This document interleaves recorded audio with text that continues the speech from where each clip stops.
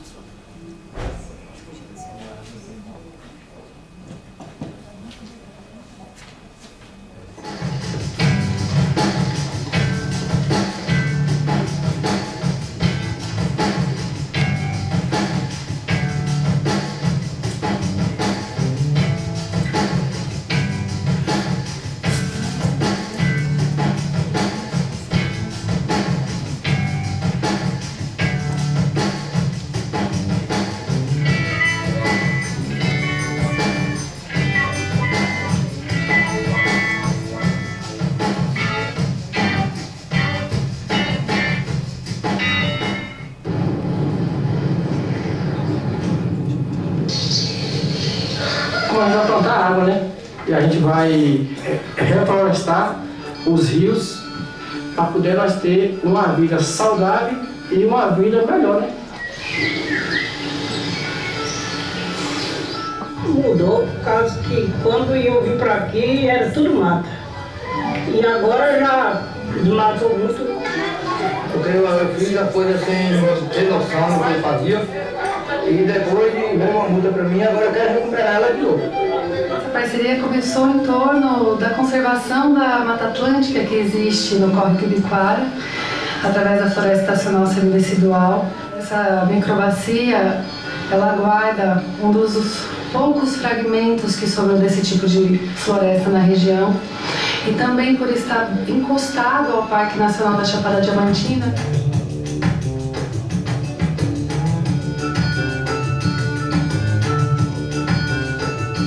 Necessariamente a comunidade tem que entender o processo, tem que entender que esse processo é benéfico, inclusive, para a sua produção.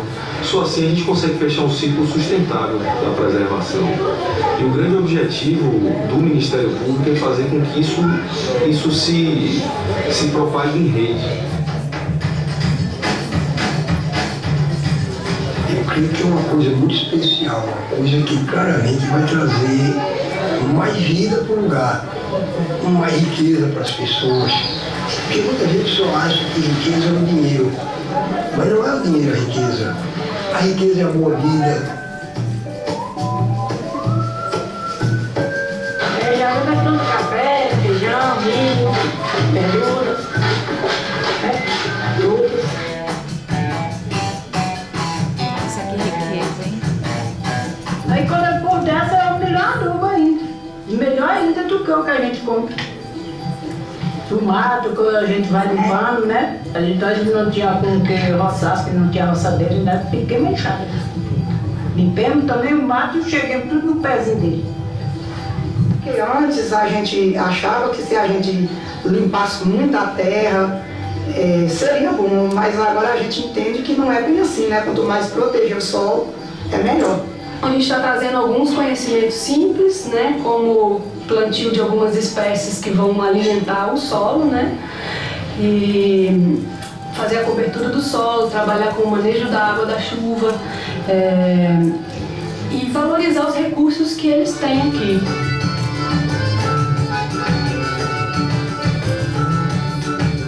Mas já essa parte às vezes de cortar um pé de uma árvore, que às vezes ela tem um cheiro lá que é obrigado a cortar ela.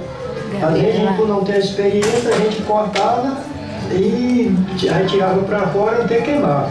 Mas hoje a gente não vai fazer isso, né? Porque já tem o conhecimento. A Brigada fica muito feliz com esse convite por estar participando desse projeto, porque já faz parte da nossa área também de atuação, né? Que é a prevenção e combate a incêndios florestais. A gente trabalha também com isso, também na parte de reflorestamento. As crianças também estão se envolvendo, eles estão vindo com os pais, eles estão participando, eles querem ajudar a plantar, eles querem estar adubando, querem saber o que leva de adubo, a gente está comentando, eles estão sempre juntos. E a gente está vendo que também não está mudando só a mente dos pais. Conservando nossa vida, entendeu? Porque hoje nós estamos comendo o quê? Só veneno. Entendeu? Aí que esse veneno da terra que usa aquele veneno vai para o quê? Para o rio. Para o que é a água, né?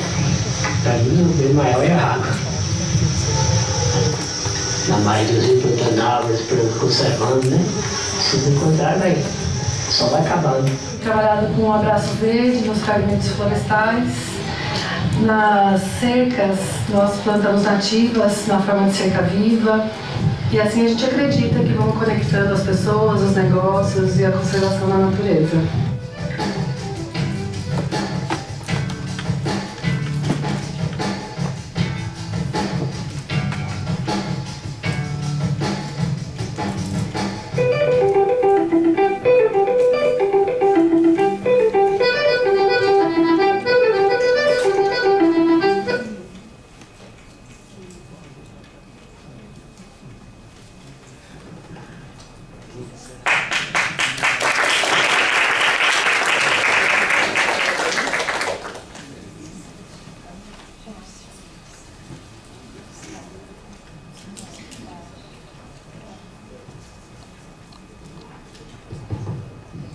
Boa tarde. Boa tarde. No vídeo. Doutor Augusto, Gabriela já me apresentou. Meu nome é Ana Cláudia Costa de Stefani. Eu sou bióloga, mestre em conservação da natureza pela Exalc. Há 20 anos trabalho com restauração e há 7 anos com o Instituto de Permacultura.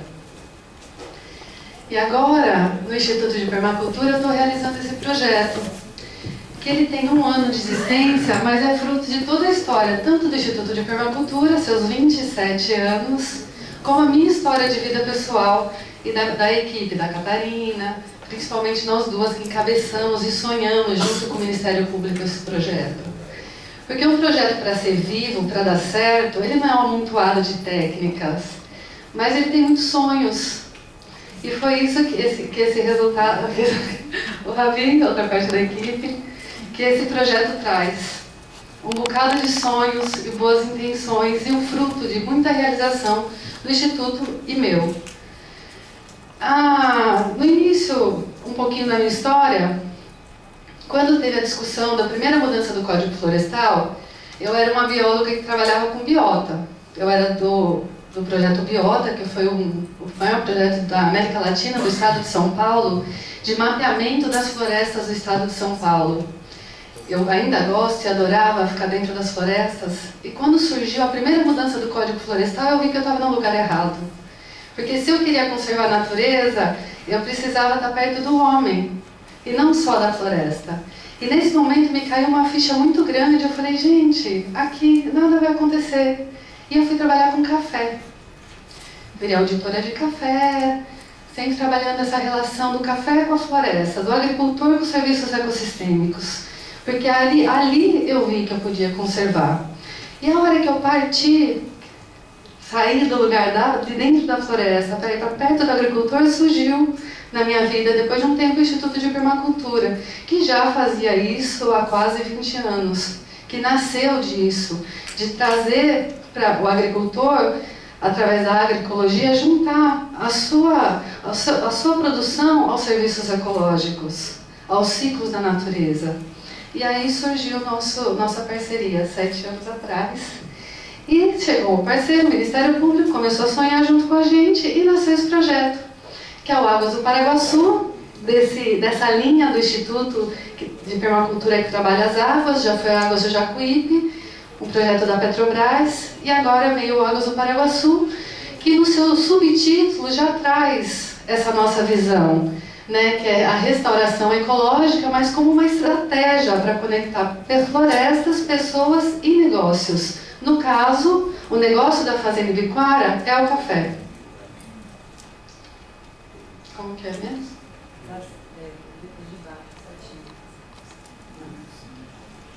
Então, como tudo começou, foi aqui é o mapa da microbacia, né? Essa é a microbacia do Córrego Ibiquara. Como eu falei, eu sou da Exalc, eu sou formada da linhagem do Ricardo Ribeiro Rodrigues, o Sérgio Gandolfi, algumas coisas muitas coisas eu ainda trago, e eu aceitei desses meus professores que uma unidade para restauração, para se trabalhar, é a microbacia. Então, quando você vai pensar numa restauração ecológica, para você entender os ciclos e o funcionamento daquele ambiente, porque o ambiente não vai ser um fragmento florestal. Esse fragmento florestal, ele é influenciado por toda essa rede que essa paisagem forma. Então, a microbacia é a unidade para se restaurar, segundo essa linha de pensamento que, acreditando nisso, foi elencada, foi escolhida essa microbacia, porque como o Dr. Augusto falou,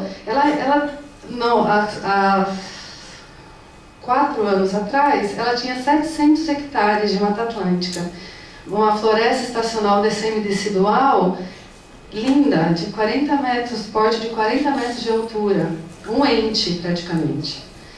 E hoje ela já perdeu 300 hectares disso, ela está com 400 hectares de floresta.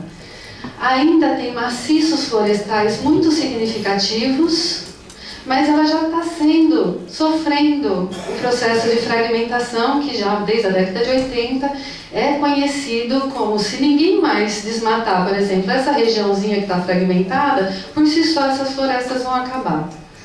Então essa microbacia acabou sendo muito estratégica, por 3 motivos. O Parque Nacional como vizinho, esse punhado de fragmento florestal de Mata Atlântica, e essa fazenda Ibiquara, ela é uma microbacia que é só pequeno produtor rural. Agora, depois de um tempo, chegam os médios produtores que se concentram mais aqui, onde estão os grandes fragmentos, mas a grande maioria da microbacia são pequenos produtores de café, familiares. E dentro desse contexto, a escolha do projeto foi a microbacia do Córrego Ibiquara. Então, eu pensei em ser bem pragmática mesmo, colocando os objetivos que estão lá no projeto mesmo, sou bem pragmáticazinha nesse sentido, e a partir dos objetivos ir mostrando a experiência que a gente teve. Então, a gente teve 2 anos de conversa com o Ministério Público e sempre relativando esse lado do cobrador, que é o Ministério Público, me desculpa, doutor Augusto, que às vezes a gente fica nessa, e da gente, do Instituto de Permacultura, que traz as pessoas como nosso maior trabalho, como nosso maior cuidado. O projeto só vai ser vivo se a gente tocar no coração daquelas pessoas, não a quantidade de árvore que a gente vai plantar, mas quantos agricultores realmente vão ser os nossos parceiros.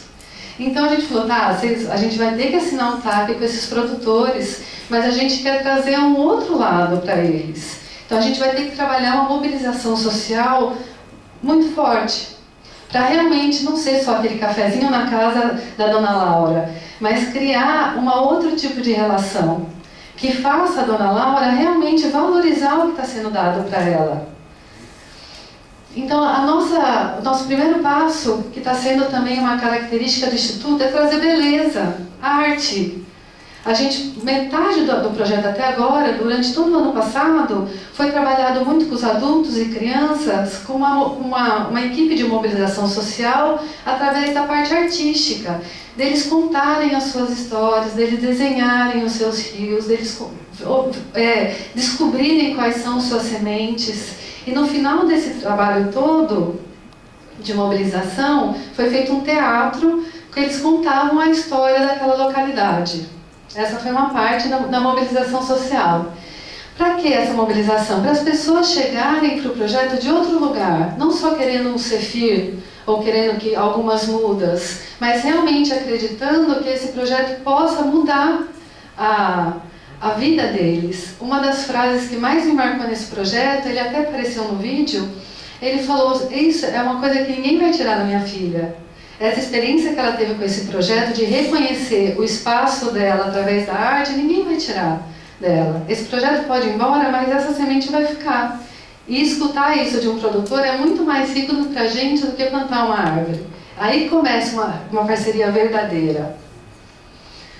E aí, a partir dessa mobilização da comunidade, as pessoas começaram a chegar. Um grande desafio de um projeto de restauração os beneficiários chegarem, as pessoas que realmente querem participar do projeto chegarem. Às vezes, alguns projetos chegam lá no final, eles ainda não conseguiram a quantidade de beneficiário. E o projeto, nós acreditamos que por esse momento artístico, partido do coração, as pessoas chegaram mais rapidamente e nosso escopo, né, as pessoas que iam participar com a gente desse grande sonho, se fechou em 8 meses de projeto. Então, em 8 meses a gente já tinha os 40 pessoas, na verdade 37 pessoas e 41 propriedades que estariam com a gente nessa caminhada. E, concomitante a essa mobilização social, esse desenho da microbacia, desse espaço que eles vivem, a gente foi fazendo um diagnóstico da microbacia para ver as principais localidades que seria interessante o projeto focar. Porque a microbacia é uma grande extensão, nós temos 30 hectares, e a gente mapeou os 3 principais afluentes do córrego Ibiquara, quem eram os principais produtores, as principais nascentes. E esse diagnóstico da microbacia ia alimentando também esse trabalho de mobilização social, trazendo informação para eles de um ambiente que eles ainda não conheciam. E eles também alimentavam sobre informações culturais que a gente não conhecia. E assim a gente foi criando um escopo vivo, não só de uma lista de pessoas, mas de histórias que a gente criou juntos. A logo do projeto, essa logo, por exemplo, é esse desenho aqui, ó, que foi um beneficiário no primeiro encontro que desenhou. Então a gente pediu para desenhar a sua localidade, tem várias pessoas que batem o olho e falam, mas está faltando mata, enfim, não tem importância. O importante é que ele se vê nesse espaço. Esse desenho é dele, essa logo não foi nós que criamos, foram eles. Foi a partir de uma oficina, eles desenharam o seu espaço e virou a logo do projeto. Então aqui tem as crianças pegando semente, nossos diagnósticos, as crianças e adultos, não só crianças pintando os seus espaços. A gente realmente, cada vez mais no Instituto, queremos trazer a arte e a beleza como um ponto de transmutação de algumas pobrezas que ajudam a degradação ambiental. O segundo passo do projeto foi a elaboração do plano de ação de restauração, elaboração do plano de ação de restauração, conservação e conectividade de áreas de preservação permanente e o cadastramento no CEFIR, realizar o CEFIR, né? Eu trabalho há 20 anos e observo que muitas vezes, principalmente quando começou essas histórias de cadastro, que virou um mercado, os produtores não sabem onde é a sua reserva legal, chega o técnico lá, ele paga um dinheiro ou nem paga e fala que aqui vai ser a reserva legal, aqui é isso, aqui é aquilo, e o produtor não sabe onde é a sua reserva legal. Então, um dos pontos do projeto também foi trazer essa consciência da propriedade dele. O que é a propriedade dele? Então, ele escolhe onde é a reserva legal, tudo bem, ele quer na área de café, não quer na área de mata, porque ele quer desmatar a mata. Aí a gente, né, numa relação horizontal, vai discutindo o porquê que é melhor ele deixar a mata, constrói junto, mas não sou eu lá do meu escritório que vou demarcar a reserva legal dele. Como muitas pessoas que entraram no projeto e já tinham CEFIR aconteceram. Elas tinham reservas legais demarcadas, elas tinham planos de recuperação de áreas degradadas e elas nem sabiam o que ia acontecer na propriedade. E isso não acontece só na Fazenda Ibiquara, isso está sendo uma prática no Brasil, né, com esses novos cadastros. As pessoas não sabem o que acontece nas suas propriedades.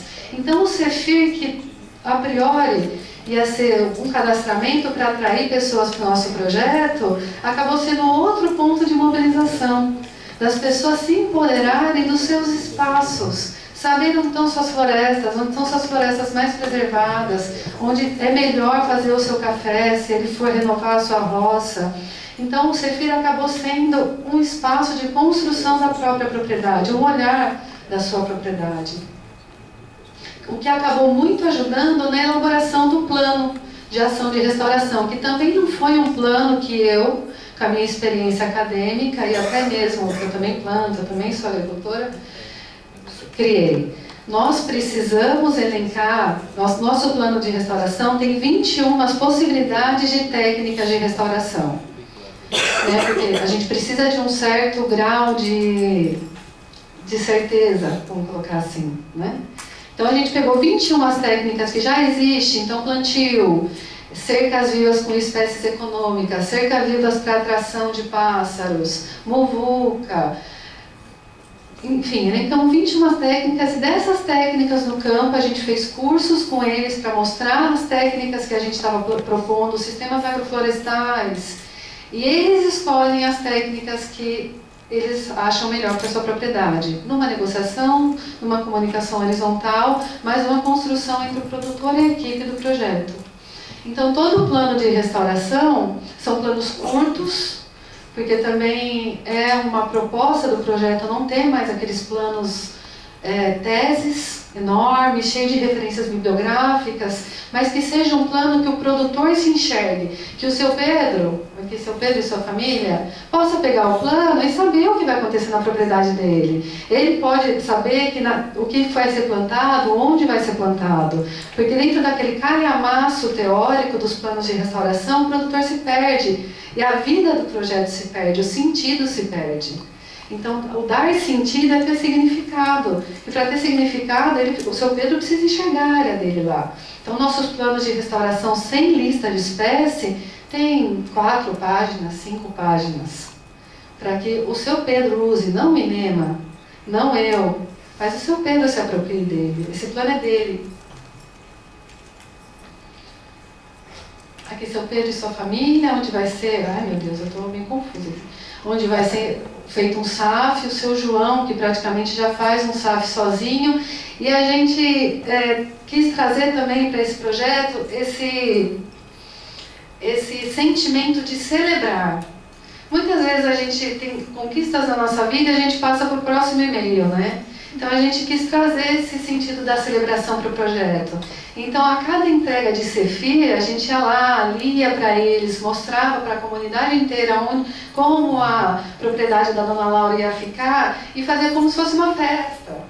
Para cada entrega, para aquilo realmente fazer sentido, para aquilo ser celebrado e ritualizado na vida de cada um, tanto da gente como deles mesmos.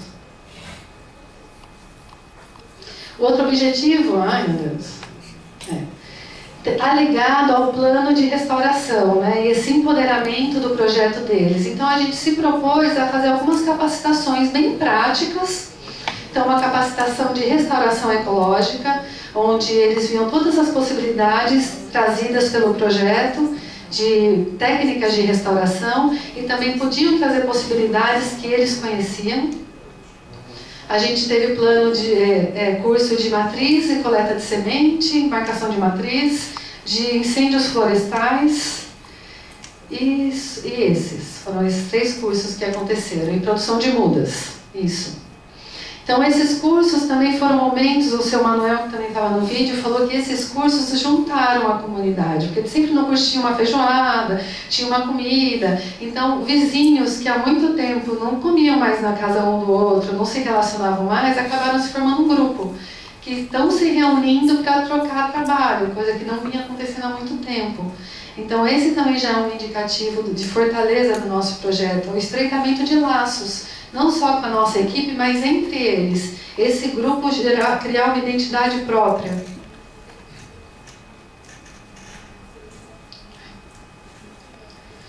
E aí o quarto objetivo é a implantação da restauração em si, né? Que em última instância é o que menos vale, menos importa. Porque o que vale é como isso foi construído, como essas relações para chegar nessa restauração foram construídas. A restauração em si, colocar a mudinha lá, ou a semente no berço, é o final, é o fruto, não é o meio. Então a gente já tem, vai fechar 7 hectares de restauração, dentro das 21 técnicas, e um diferencial desse projeto, que foi uma negociata com o Ministério Público, a gente não vai fazer projeto de 2 anos e meio. Se for para ter 2 anos e meio, não dá. Projeto de restauração com 2 anos e meio não existe. é fadado ao insucesso. Você acabar de plantar numa comunidade, que a maioria das vezes quando a gente entra para recuperar áreas não é uma prática, você está levando uma nova prática. Então você acabou de plantar e vai embora e fala, poxa, o agricultor não fez a manutenção. Não, você já começou de um lugar errado. Então uma grande negociação com o Ministério Público que fala, olha, a gente sonha juntos, sonhamos juntos, se a gente tiver um projeto de monitoramento. Porque o mais caro é implantar, não é monitorar. Então, se a gente continuar depois na Fazenda Ibiquara 4 anos, no mínimo, monitorando, nós estamos juntos. Senão, não. E eles aceitaram. Então, nosso projeto tem um inicial de 2 anos e meio, que é o previsto 6 meses de monitoramento, plantio, e 6 meses de monitoramento, e depois mais 4 anos de monitoramento.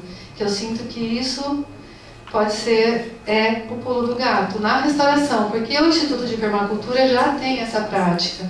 Eu acho que muitos de vocês já conhecem o Instituto de nome. O policultivo, que foi um dos principais projetos do Instituto, foram 12 anos.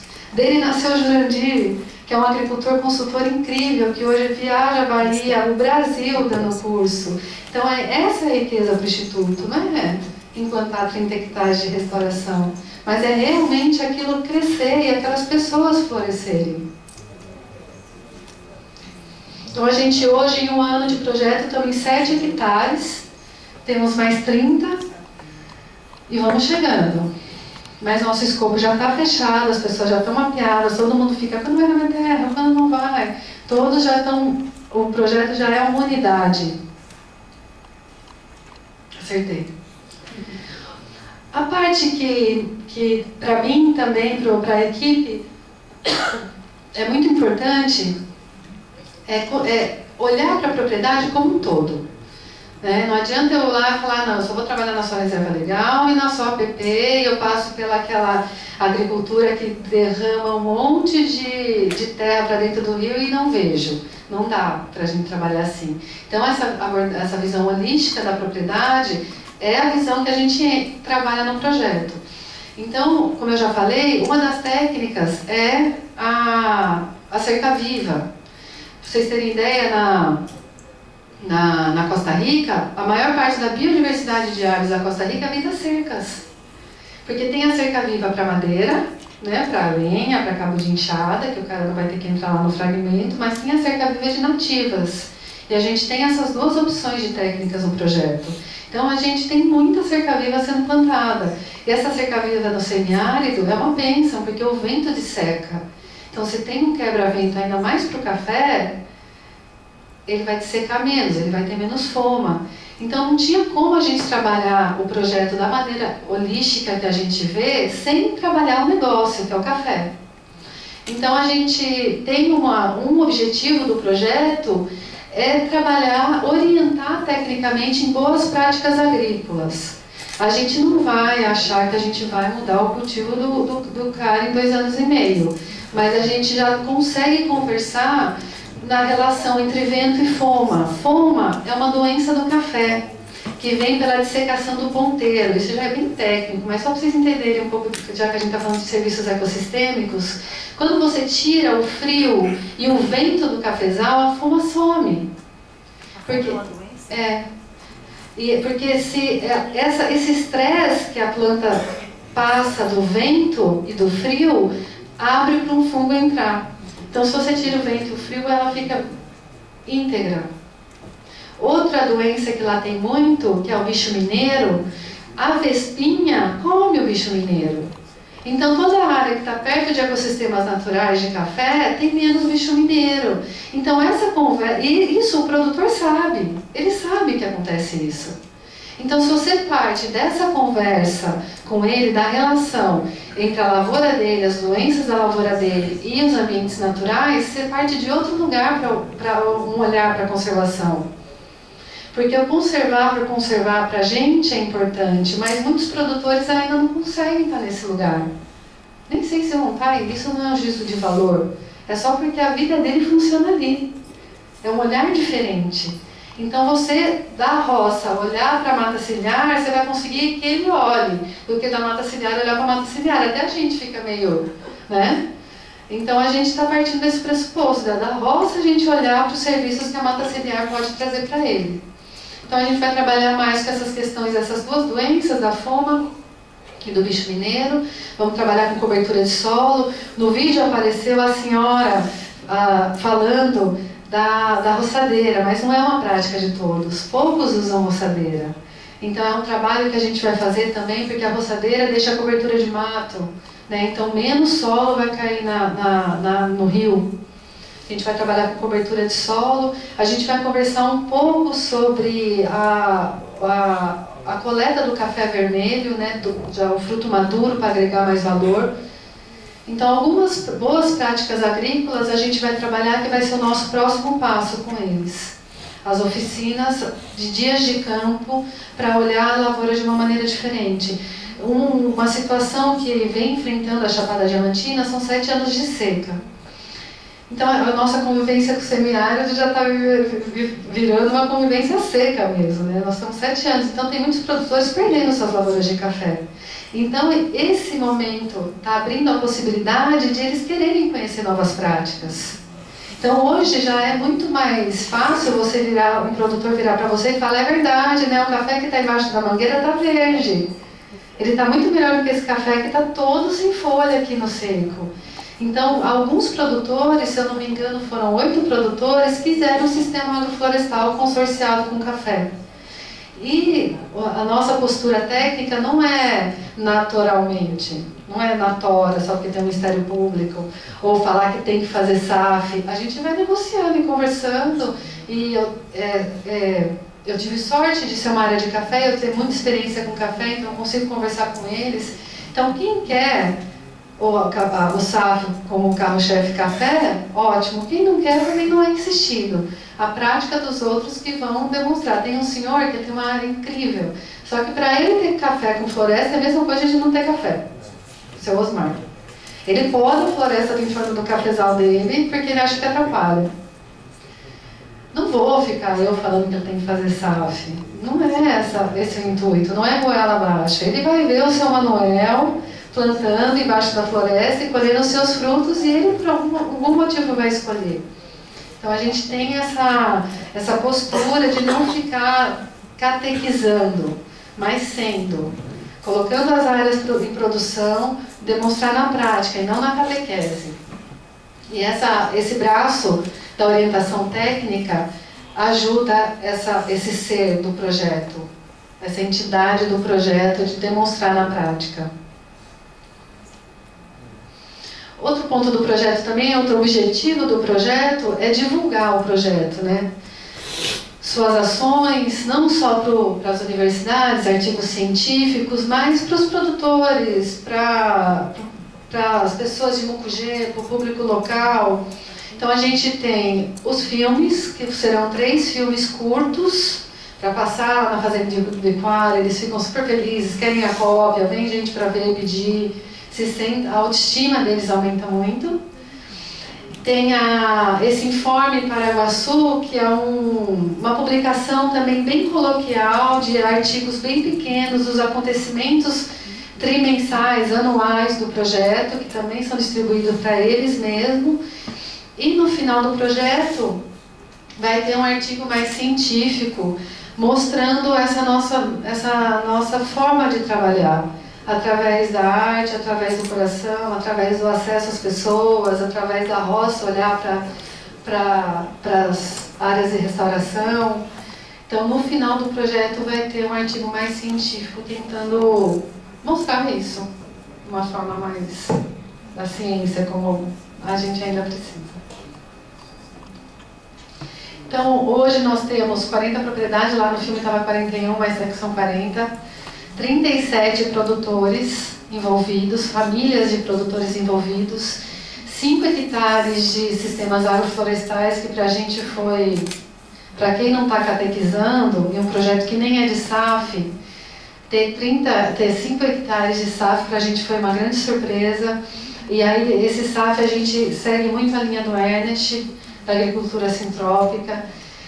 Ainda tem a questão da madeira na roça, ainda a gente fez alguns experimentos, a madeira no pé do café, a madeira na linha, a madeira ainda é uma discussão no projeto, porque vai juntar cupim, porque vai fazer isso, mas alguns produtores estão deixando a gente testar a criação de solo mesmo.